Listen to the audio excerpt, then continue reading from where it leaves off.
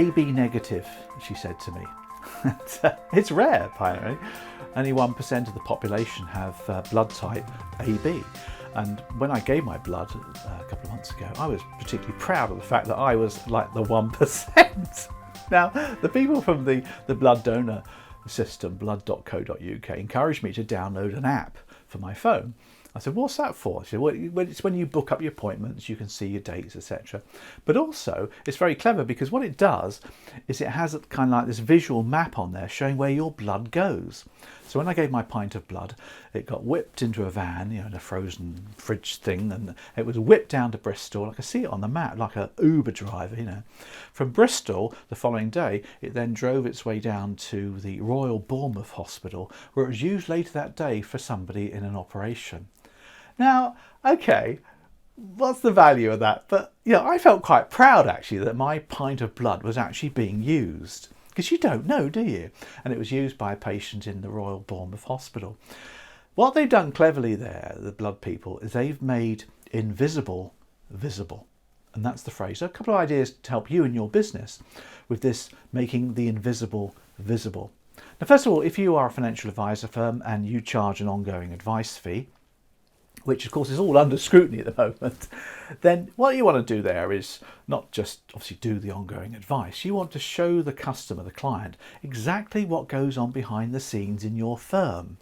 Because it's not just you giving advice, there's all sorts of systems and procedures and computers and people. I mean, go and introduce them to the power planners, for example. Show them the processes, the people that make up the entire service that makes you give the advice to the client on an annual basis. So that's invisible becomes visible.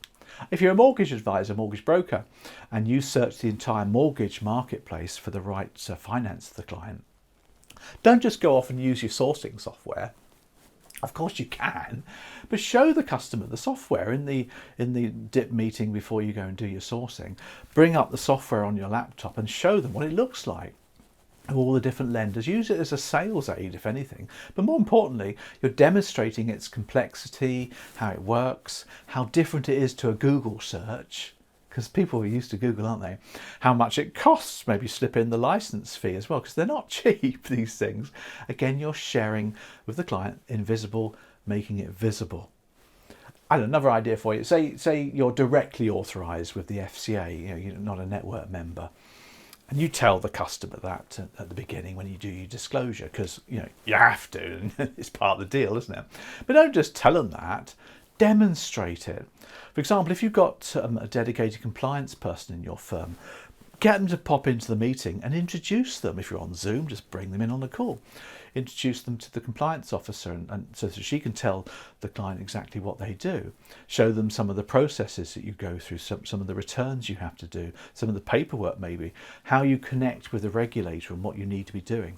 Talk to them about consumer duty and the rules that go behind that, and the sort of things you have to do to maintain your authorization. Again, you're making invisible visible.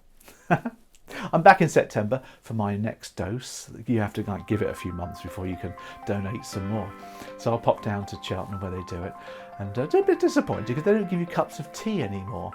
They're not allowed to. So they have to give you cold drinks now. Health and safety, apparently. I mean, that's making invisible visible, isn't it?